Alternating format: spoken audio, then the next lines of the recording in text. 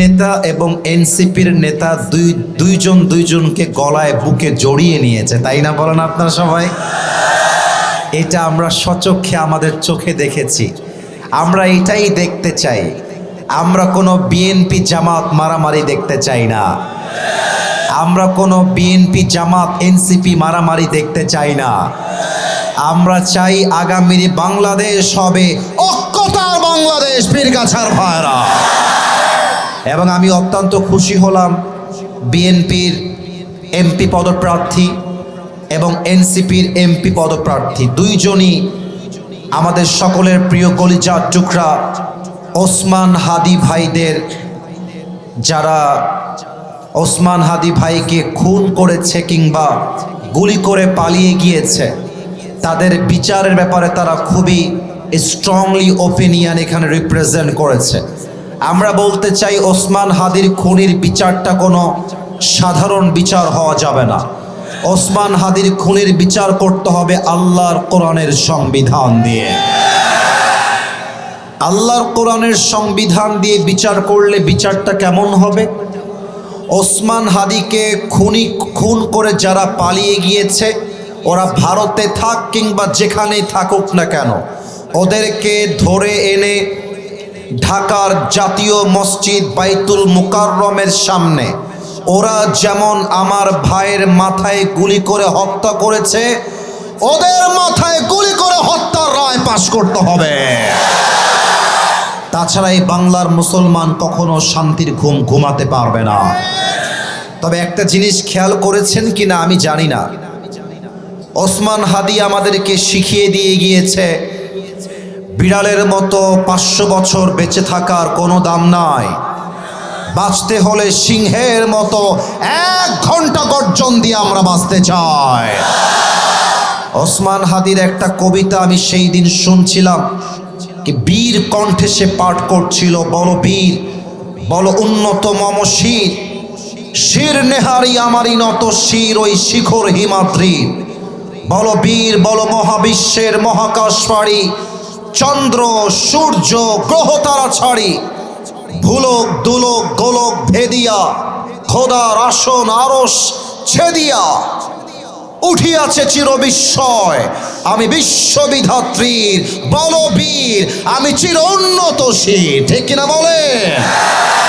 তার বুকের একটা পাটা ছিল, বুকে একটা কলিজা ছিল। এবং আমি আজকে আমার কথার মাধ্যমে, আমি জানি এই কথাটা কিছু মানুষের গায়ে লাগতে পারে, but to be honest with you, আমি আক্তার ভাইকেও ভালোবাসি, আমার ভরসা ভাইকেও ভালোবাসি, বিএনপি ভালোবাসি, জামাত ভালোবাসি। আমি প্রত্যেকটা মুসলমান ভাইকে, হিন্দু ভাইকে ধর্ম হিসেবে নয়, দল হিসেবে নয়, আমরা মানুষকে মানুষ হিসেবে ভালোবাসি। আমার দাবি দুইটা, আমার দাবি দুইটা। আগামীর পার্লামেন্টে কোনো নারী নেতৃত্ব আমরা বাংলাদেশে দেখতে চাই না, নাম্বার 1। নাম্বার 2, না আগে থাকবেন না, let me explain first. No, stop for a moment, let me explain first. আমি বলে দেই, আমি চাই আগামীর প্রধানমন্ত্রী হবেন এমন এক প্রধানমন্ত্রী, যেই প্রধানমন্ত্রী চাইলে জাতীয় সংসদে দাঁড়িয়ে দেশের পক্ষে যেমন বক্তব্য দিবে, আরে আমার দেশের প্রধানমন্ত্রী চাইলে ঢাকার জাতীয় মসজিদ বাইতুল মুকাররমে দাঁড়িয়ে জুমার খুতবা দেওয়ার যোগ্যতা রাখবে, এমন প্রধানমন্ত্রী আমরা দেখতে চাই।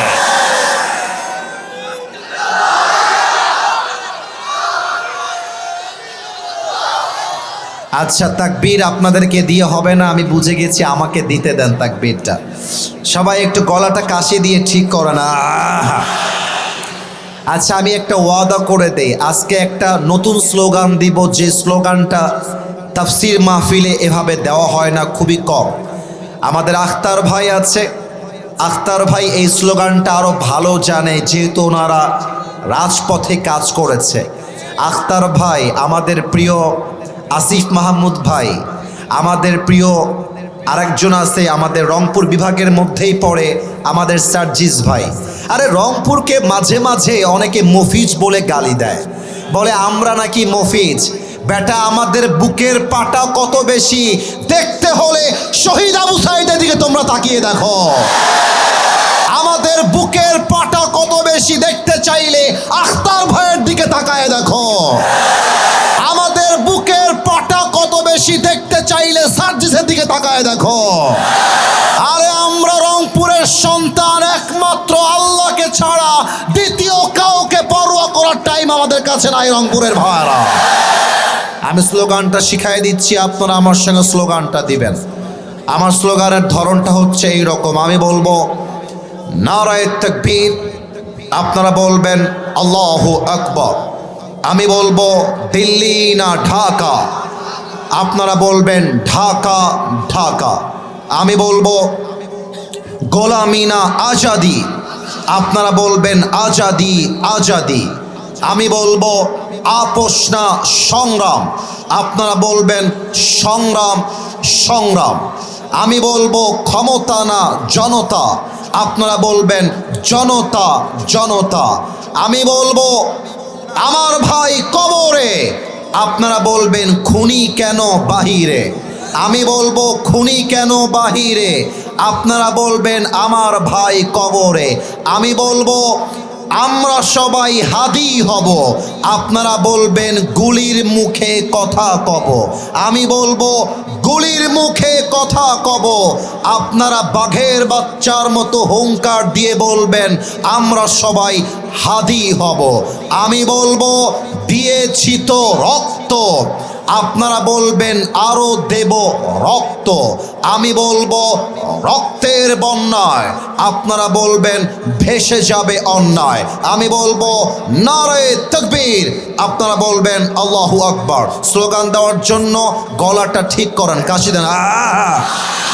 এই স্লোগান যদি দিতে পারেন, আমার ওয়াদা, আমার যে অফিসিয়াল পেজ আছে যেখানে প্রায় 5 মিলিয়ন আপ অনেক মানুষ যুক্ত আছে, আমি নিজে এইটা আপলোড দিব। কারণ আমি বুঝাই দিতে চাই রংপুরের সন্তান কোনো কাপুরুষের সন্তান নয়, সব বীর পুরুষের সন্তান আমার সামনে বসে আছে।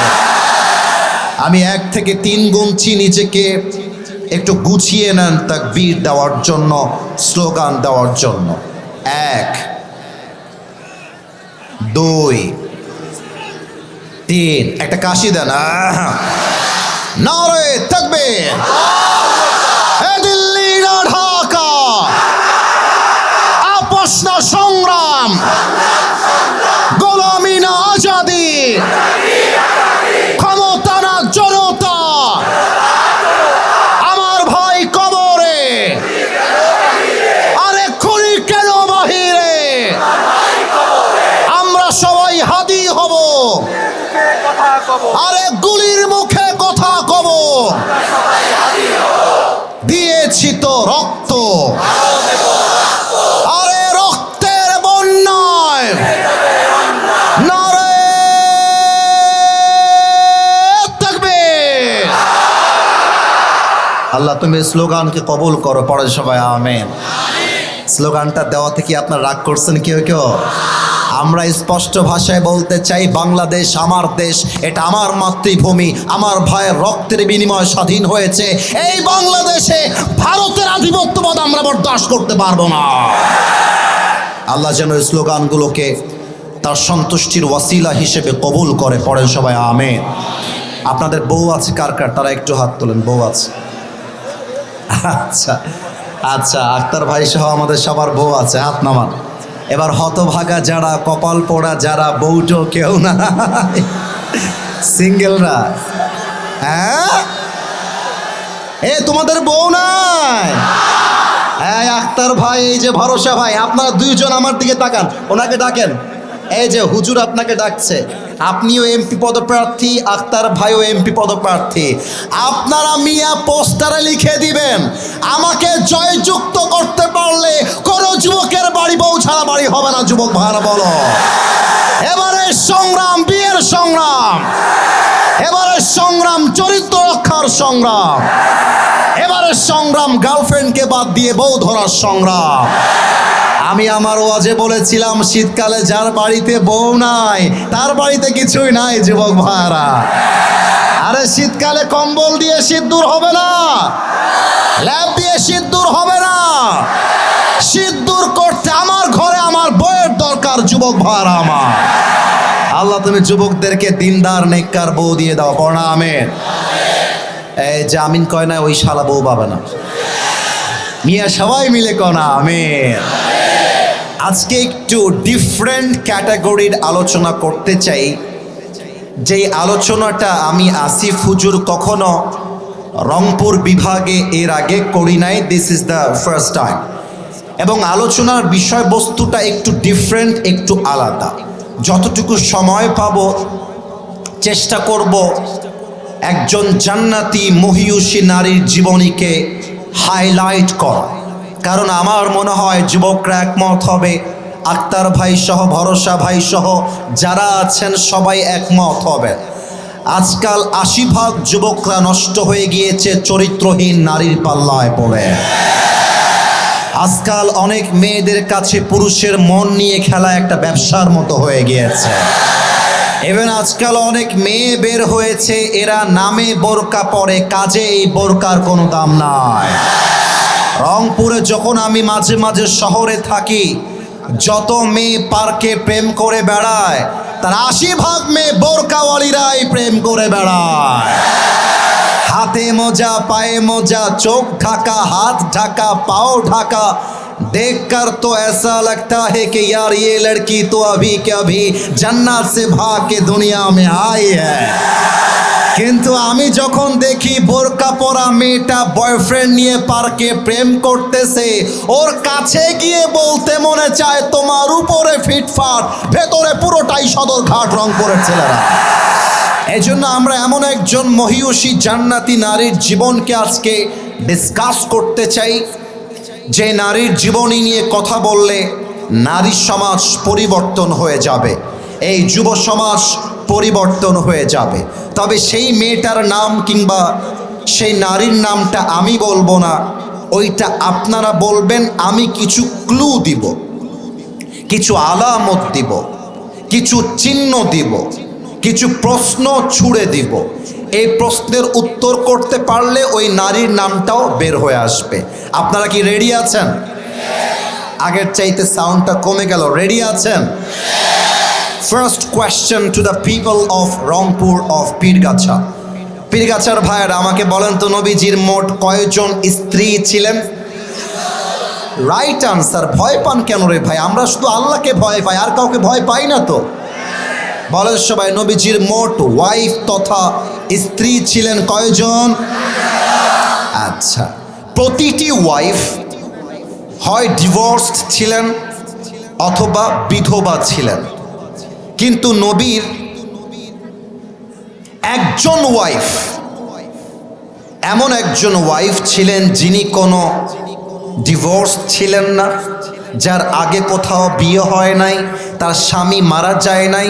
শি ওয়াজ ভার্জিন, একদম পরিপূর্ণ প্রথম হাজবেন্ডই হচ্ছে আমাদের প্রিয় নবী। ওই কুমারী নারীর নাম কি ছিল বলেন সবাই? আয়েশা রাদিয়াল্লাহু তাআলা আনহা। এই আয়েশা রাদিয়াল্লাহু তাআলা আনহা হচ্ছেন আমাদের মায়েদের রোল মডেল, মুসলমান নারীদের রোল মডেল। জাস্ট মুখে বললেই হবে না আমি মুসলমান নারী, নিজেকে পর্দার মাধ্যমে প্রমাণ করতে হবে আমার চরিত্রেও আমি একজন মুসলমান নারী, ঠিক কিনা বলে? Ayesha was very intelligent girl. তার বুদ্ধি, তীক্ষ্ণতা, মেধা, বিচক্ষণতা ছিল ইসলামের মর্যাদার দিক থেকে সবচাইতে হায়ার লেভেল অফ স্ট্যাটাস। তার মতো বুদ্ধিমতী নারী, তার মতো জ্ঞানী নারী ইসলামী ইতিহাসে দ্বিতীয় আর কেউ নেই। তোমরা যারা স্কুলে পড়ো কিংবা কলেজে পড়ো, আমিও স্কুলে পড়েছি, মাদ্রাসায় স্টাডি করেছি। ক্লাসে কিছু ছাত্র আছে, দেখবেন আপনারা টিচার যা বলে ওর হুবহু ওইভাবে মুখস্থ হয়ে যায়। প্রত্যেক ক্লাসে দুই একজন এরকম পাওয়া যায় মাঝে মাঝে, স্যার যা বলে সেও তাই বলতে পারে। আম্মা জান আয়েশা রাদিয়াল্লাহু তাআলা আনহার মেধাটা ছিল এক্স্যাক্টলি লাইক দ্যাট। নবীজি যেভাবে যেভাবে হাদিস বলতেন আয়েশা রাদিয়াল্লাহু তাআলা আনহা সেভাবেই হাদিসগুলো বর্ণনা করতে পারতেন। তাও তো আপনারা সুবহানাল্লাহ কইতে পারলেন না সবাই মিলে। আমি কোনো ডান বাম কথা বলতে চাই না, প্রথমেই হাইলাইট করতে চাই আমার নবীর সঙ্গে আয়েশা রাদিয়াল্লাহু তাআলা আনহার বিয়েটা কেমন করে হয়েছিল। কিন্তু আমি একটা কথা সবাইকে ইনফর্ম করতে চাই, যতগুলো কথা বলবো প্রতিটা কথাই হবে হাদিস ভিত্তিক। এবং আমি আরেকটা কথা বলে দিতে চাই, সবাই চুপচাপ বসে আছেন, that's fine, cool and completely ওকে। কিন্তু এর মাঝে কেউ যদি ঠাস করে লাফ দিয়ে উঠে যাওয়ার ট্রাই করে, ওর লুঙ্গিটা টান দিয়ে ধরে বসায় দেওয়া লাগবে। তবে খবরদার লুঙ্গি যেন খুলে না যায়, খেয়াল রাখবেন কেউ ওঠে কিনা। এটা তাকবীর দিয়ে আমরা হাদিসে প্রবেশ করি। তাকবীর দেন, নারে তাকবীর। আল্লাহ রসুল সাল্লাল্লাহু আলাইহি ওয়াসাল্লাম যেদিন আম্মাজান আয়েশাকে বিয়ের পরে ঘরে তুললেন, বাসর রাতে নবীজি ঘরে প্রবেশ করলেন। আম্মাজান আয়েশা ঘরের ভেতরে খাটের উপরে ডান পাশে বসে আছেন। এবার নবীজি আয়েশার ঘরে সালাম দিয়ে প্রবেশ করলেন। সালাম দেওয়ার পরে নবীজি সুন্দর করে এসে আয়েশার কাছে বসলেন খাটের উপরে। আয়েশা লজ্জায় কাতর হয়ে গিয়েছে, লজ্জায় মুখটা লাল হয়ে গিয়েছে। বাসর রাতে স্বামী আমার সামনে বসে আছে, নবীও চুপচাপ বসে আছে, আয়েশা রাদিয়াল্লাহু তাআলা আনহাও চুপচাপ বসে আছে। হঠাৎ করে আমার নবীজি ডাক দিয়ে বলছে, আয়েশা তোমাকে একটা অবাক করা তথ্য আজকে বলতে চাই, যা তুমি জানো না। আয়েশা বলছে, আচ্ছা এমন কি কথা যা আমি জানি না, বলেন তো দেখি। আয়েশা বলছে, নবীজি আপনি আমাকে বলেন কি জানতে আমি জানি না, আপনি জানাতে চান, আপনি আমাকে বলেন। বলছে, আয়েশা তোমাকে বিয়ের আগেই তোমার চেহারা কেমন হবে এটা আমি আগেই দেখে নিয়েছি। সুবহানাল্লাহ পড়বেন না আপনারা? বলছে, আচ্ছা তুমি আমাকে বিয়ের আগেই দেখে নিয়েছো, কেমন করে ইয়া রাসূলুল্লাহ, আপনি দেখলেন কেমন করে? তো বলতেছে, আমি একদিন ঘুমিয়েছিলাম ঠিক ফজরের নামাজের পূর্ব মুহূর্তে তথা তাহাজ্জুদের ওয়াক্ত যেটা, আমি ঘুমের মধ্যে দেখলাম আমি রাস্তা দিয়ে হাঁটতেছি, দূরে জিব্রাইল দাঁড়িয়ে আছে এবং ছোট্ট একটা বেঞ্চ কিংবা বসার জায়গায় একজন নারী বসে আছে, তার পুরো মুখটা জান্নাতি একটা রেশমি রুমালের চাদর দিয়ে ঢাকা আছে। সুবহানাল্লাহ পড়বেন না আপনারা? আমি দেখার পরে আমার ভেতরে কিউরিসিটি জাগলো, হু ইজ শি, মান হিয়া, এই মেয়েটা আসলে কে? আমি তার কাছে গেলাম, আমি জিব্রাইলকে বললাম, জিব্রাইল এই মেয়েটা আসলে কে, আমাকে বলো। জিব্রাইল বলছে, আপনি নিজে ঘোমটাটা উঠিয়ে দেখে নেন। এবার নবীজি, এই আমার কথা কি বোঝা যায় না কি যায় না? অযথা বলে যাব আপনারা বুঝবেন না, দ্যাটস নট আ লেকচার। আপনাকে বুঝতে হবে, জানতে হবে, মানতে হবে এবং সমাজটাকে পরিবর্তন করতে হবে, তবেই আজকের মাহফিলটা সফল হবে। কথা ঠিক আছে কিনা বলে? নবীজি ঘোমটাটা এভাবে উঠিয়েছেন। উঠাবার সাথে সাথেই নবীজি বললেন, আমার কাছে মনে হচ্ছিল তোমার চেহারা দিয়ে পূর্ণিমার চাঁদের মতো আলো বের হওয়া শুরু হয়ে গেছে। সুবহানাল্লাহ পড়ে। আমি বললাম, জিব্রাইল এটা তো আবু বকর রাদিয়াল্লাহু তাআলা আনহুর একমাত্র কন্যা আয়েশা। ও জিব্রাইল তুমি আমাকে বলো, এই নারীর চেহারা আমাকে কেন দেখানো হচ্ছে, কেন দেখানো হলো? এবার জিব্রাইল ডাক দিয়ে বলছে, ইয়া রাসূলুল্লাহ, ইয়া হাবিবাল্লাহ, আল্লাহ রাব্বুল আলামিন চায় এই নারীকে আপনি অতি দ্রুত বউ করে আপনার ঘরে তুলবেন। সুবহানাল্লাহ পড়েন আপনারা। কিন্তু একটা বিষয় আছে যেটা বোঝাতে হবে, না হয় বুঝবেন না। আমার বামে যে আব্বাজান বসে আছে ওনাকে দেখা যায়? এই যে কথা কয় না, দেখা যায়? উনি মনে করেন আমার বন্ধু, যদিও উনি আমার বন্ধুর বয়সের না, এক্সাম্পল হাদিসটা বোঝাবার জন্য। আমার মনে হয় কি জানেন, একজন বন্ধু কখনো তার বোনের বিয়ে কিংবা তার আশেপাশের পরিচিত কারো বিয়ে তার বন্ধুর সঙ্গে দিবে না। এই যে এরা আগে বুঝতে পেরেছে কেন দিবে না, কারণ বন্ধুর চরিত্র কেমন হবে এটা বন্ধুর বাপ মা জানে না।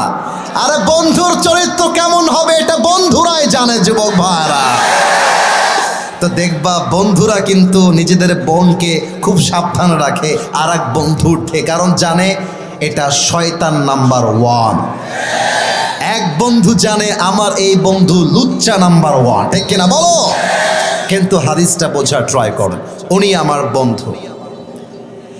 এখন আমি যদি ওনার মেয়েকে বিয়ে করার প্রস্তাব দেই, উনি কনফিউশনে পড়ে যাবেন, এটা তো আমার বন্ধু, তার বয়স তো অনেক বেশি, আমার মেয়ের বয়স তো কম।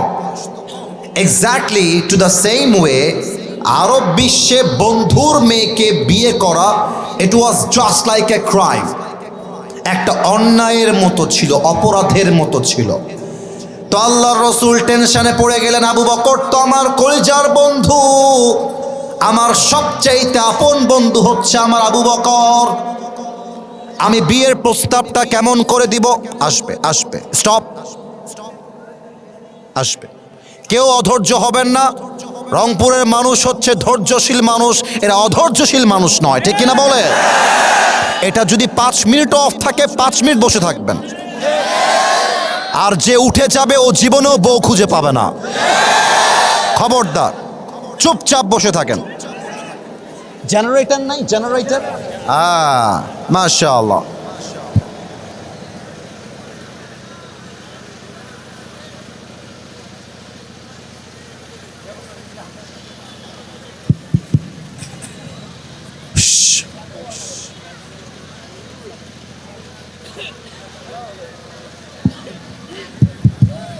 নারে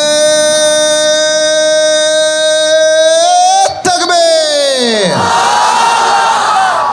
আল্লাহর রসুল প্ল্যান করলেন বিয়ের প্রস্তাবটা কেমন করে দেওয়া যায়। এই যুবক, তোমরা অ্যাক্টিভ হয়ে যাও। যদি কোনো মেয়েকে বিয়ের জন্য আপনার পছন্দ হয়ে যায়, রাস্তাঘাটে লাইন মারতে যাবেন না, সোজা গিয়ে মেয়ের বাপের কাছে প্রস্তাব দেওয়া লাগবে। যুবক ভাইরা, নবীজি তাই করেছেন। নবীজি তার একজন চাচিকে পাঠিয়েছেন আবু বকর রাদিয়াল্লাহু তাআলা আনহুর বাসায়। সে এসে বলছে, হে আবু বকর, তোমার কাছে আমি তোমার মেয়ের জন্য একটা বিয়ের প্রস্তাব নিয়ে এসেছি। তো আবু বকর বলছেন, মান হুয়া রজুল, সেই লোকটাকে, সেই যুবকটাকে, সে পুরুষটাকে, মাসমুহ, তার নাম কি আমাকে বলো। চাচি ডাক দিয়ে বলছে, তার নাম আর অন্য কেউ নয়, সে তোমার সবচাইতে কাছের বন্ধু মুহাম্মদুর রাসূলুল্লাহ সাল্লাল্লাহু আলাইহি ওয়াসাল্লাম। এই কথা শুনে আবু বকর রাদিয়াল্লাহু তাআলা আনহু ওয়াজ কমপ্লিটলি শকড। আর এটা তো আমার বন্ধু মানুষ, তার সঙ্গে আমার মেয়ের বিয়ে দিব কেমন করে?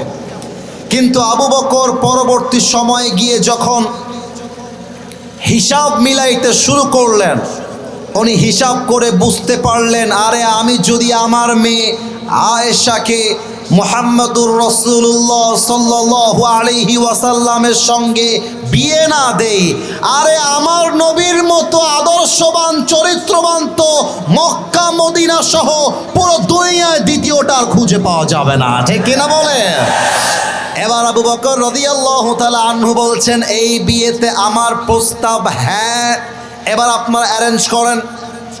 বিয়ে হয়ে গেল 6 বছর বয়সে, কিন্তু সংসার শুরু হলো 9 বছর বয়সে। এবার আমি যেই কথাটা বলবো খুবই সেনসিটিভ কথা, খুবই মারাত্মক কথা।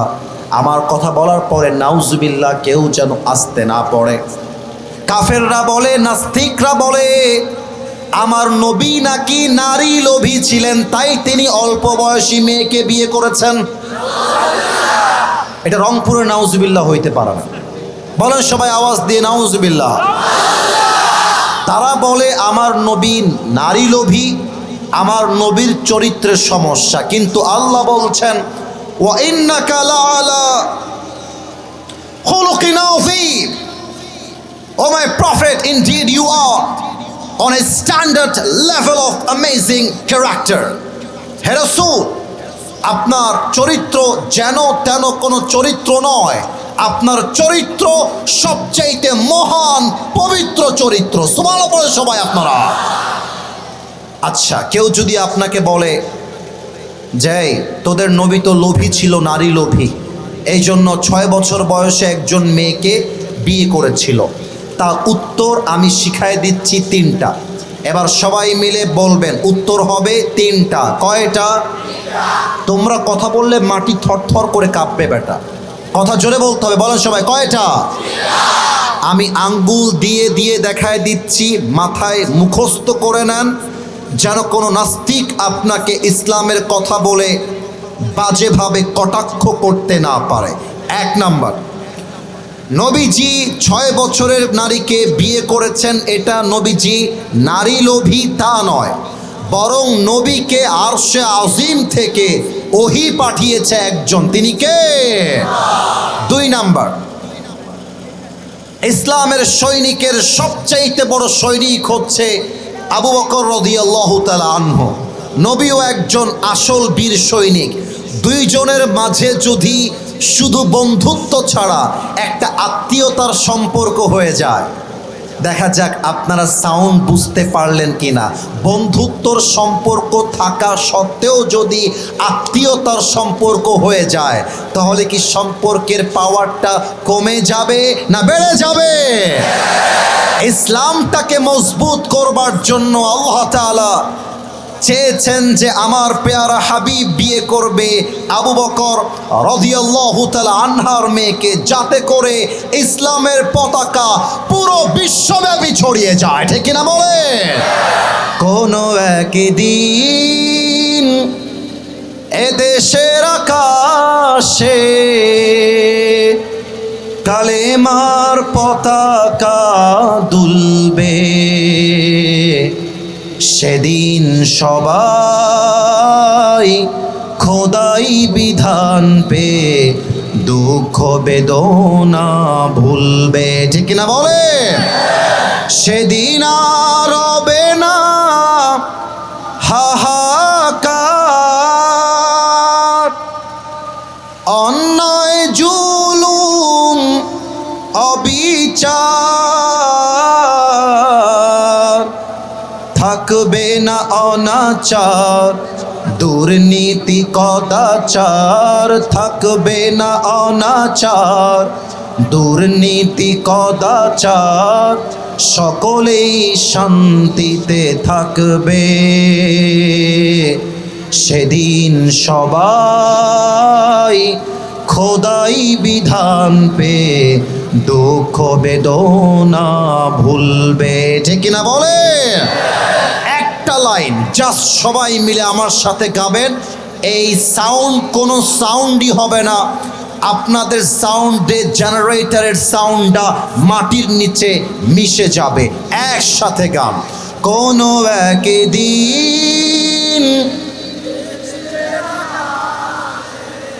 কালেমার পতাকা দুলবে, সেদিন সবাই খোদাই বিধান পে দুঃখ বেদনা ভুলবে। ঠিক কিনা বলে?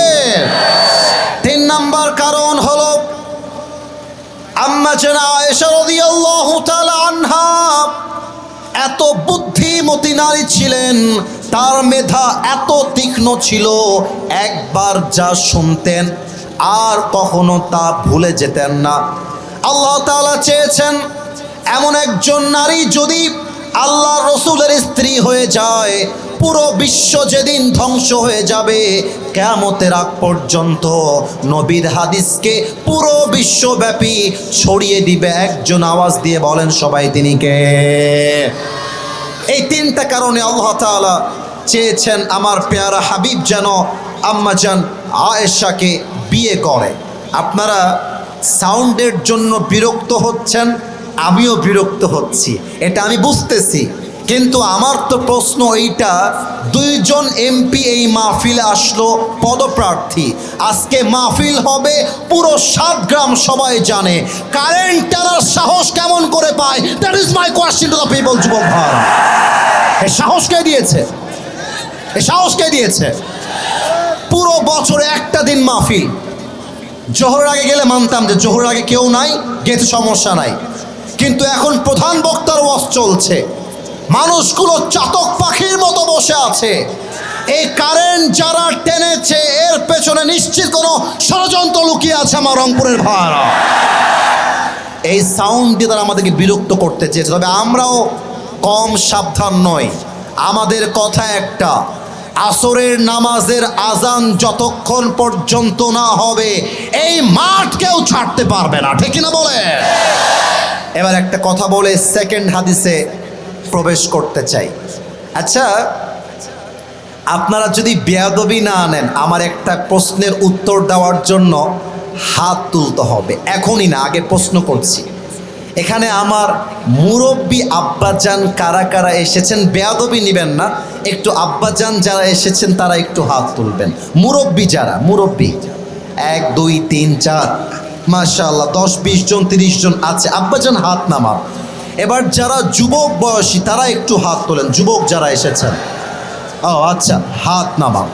আমার মনে হয় আজকের মাহফিলে 90% নয়, 95% আপ আমার যুবক ভাইরা আজকের মাহফিলে এসেছে। আচ্ছা, আপনারা আমার সঙ্গে একমত হবেন এটা আমার বিশ্বাস। যদি একমত হন তাহলে চিৎকার দিয়ে ঠিক বলবেন, আর যদি দ্বিমত হন আমাকে বলবেন আসিফ হুজুর এটা আপনার কথাটা ভুল হয়েছে। আমার কথাটা হচ্ছে এই রকম, খারাপ সময় আসলে সবচাইতে বেশি বেঈমানি আপন মানুষরাই করে। খারাপ সময় আসলে সবচাইতে বড় গাদ্দারি রক্তের মানুষরাই করে। খারাপ সময় আসলে নিজের বউটাই সবচেয়ে আগে পল্টি মারে যুবক ভাড়া, ঠিক না বলো? এই দেখেন, তার প্রমাণটা আমি হাদিস থেকে দিচ্ছি যে খারাপ সময় আসলে মানুষের রূপটা পাল্টায় যায় কেমন করে। তবে খারাপ সময়ে ভেঙে পড়ো না। আমাদের সকলের প্রিয় ডক্টর মিজানুর রহমান আজহারি হুজুর বলেছিলেন, আধারে ভয় পেও না, আলো আছে আড়ালে, অন্ধকার পালিয়ে যাবে তুমি উঠে দাঁড়ালে, ঠিক কিনা বলে? এই মুহূর্তে ছোট্ট একটা কবিতা মনে পড়ে গেল। আল্লামা ইকবাল রহমতুল্লাহি আলাইহি বিশ্বকবি, যার ভাষা হচ্ছে উর্দু ভাষা। আমার বিশ্বাস উর্দু বললেও কি হবে, আমার যুবক এবং মুরব্বীরা বাংলা যেমন বোঝে উর্দু হিন্দি ইংরেজিও তারা বোঝে। আমি 8 লাইনের একটা কবিতা হাদিসকে বোঝাবার জন্য আগে পাঠ করছি। যদি আপনারা অর্থ বোঝেন এরও মাঝে আপনারা ঠিক বলবেন এবং আমাকে বোঝাবেন, হুজুর আপনি একাই বোঝেন তা না, আমরাও বুঝি। আল্লামা इकबाल रहमतुल्लाहि अलैहि लिखेছেন, गम के बाद खुशी जरूर आती है और ये खुशी अपनी रब की तरफ से ही आती है। हर रात के बाद दिन की रोशनी जैसे छा जाती है, सब्र करने वाले बंदों को खुदा की तरफ से नेमत वैसे ही मिल जाती है। जो दुख में भी अपनी रब को याद करता है, रब उसका हाथ कभी नहीं छोड़ता। जो दुनिया से कुछ ना कहे बस अपनी रब से कहता है, उसकी दुआओं का जवाब हमेशा खामोशी में आता है। मेरे दोस्त, इसलिए जब तुझे मांगना हो तो उसी से मांग, जब तुझे पुकारना हो तो उसी को पुकार, और जब तुझे किसी पर भरोसा करना हो तो उसी पर कर, क्योंकि भरोसे के काबिल सिर्फ वही है, वो तेरा रब है, वो तेरा अल्लाह है। আল্লামা ইকবাল লিখেছেন, রাতের পরে দিন যেমন আসে, কষ্টের পরেও সুখ তেমন আসে। কষ্টের কথা বউকে আগে বলতে যেও না, বন্ধুকে আগে বলতে যেও না, সবার আগে আল্লাহকে বলো, আল্লাহ আমি কষ্টে আছি। তুমি যদি বলতে পারো আল্লাহ আমার ভরসা তোমার উপরে, আল্লাহ বলছেন ওয়ামাই ইয়াতাওয়াক্কাল আলাল্লাহি ফাহুয়া হাসবুহ, যেই বান্দা আমার উপরে ভরসা করতে পারে আমি আল্লাহ একাই তার জন্য যথেষ্ট হয়ে যায়। সুবহানাল্লাহ। লাস্ট একটা হাদিস বলেই দোয়া করব। আমি জানি আসরের ওয়াক্ত কাছাকাছি চলে আসছে, কিন্তু কি করব বলেন, একটা দিনের জন্য এসেছি পীরগাছায় ২৬ সালের, এটাই আমার শেষ মাহফিল। আর 5 মিনিট আমরা একসঙ্গে থেকে প্রমাণ করব এই রংপুরের মাটি এটা পুরোটা ইসলামের ঘাঁটি পীরগাছার ভাড়া, ঠিক কিনা বলে? আপনারা যারা বিয়ে করেন নাই মাথায় রাখবেন, বাংলাদেশে এক বিয়ে করাই বড় চ্যালেঞ্জ। সেখানে 4 বিয়ের স্বপ্ন দেখা বিলাসিতা ছাড়া আর কিছুই না। কিন্তু নবীজির বউ ছিল 11 জন। নবীজি বউগুলো কেমন করে মেনটেন করতেন বোঝাবার জন্য আমি একটা টিস্যুর বক্স নিচ্ছি। পীরগাছাবাসী, 7 দরগাবাসী, এটা কিসের বক্স? স্টেজে উত্তর পাইলাম, সামনে পাইলাম না। এটা কিসের বক্স? আগে উত্তর দেন। লটারি মানে কি আপনারা বোঝেন? লটারি, লটারি মানে কি? এখানে কয়েকটা নাম থাকবে, 1 2 এভাবে করে তোলা হবে, যার নামটা উঠবে সেই পাশ, সেই হবে জয়যুক্ত। তো নবীজি প্রত্যেক মাসে ওয়াইফদেরকে নিয়ে একটা লটারি করতেন, যার নামটা উঠতো তাকে নিয়ে নবীজি ঘুরতে যেতেন। তাও তো সুবহানাল্লাহ কইতে পারলেন না আপনারা। তো একটা মাসে নবীজি লটারি করছেন ঘোরার জন্য, সবাইকে নিয়ে ঘুরবেন। লটারি করতে গিয়ে প্রথমেই যেই নামটা উঠেছে সেই নামটা হচ্ছে আম্মাজান আয়েশার নাম। সুবহানাল্লাহ পড়ে সবাই। আয়েশার মনে লাড্ডু ফুটে গেছে, নবীর সঙ্গে ঘুরতে যাব, কপাল কত ভালো। আয়েশা সুন্দর করে রেডি হয়ে গেছে।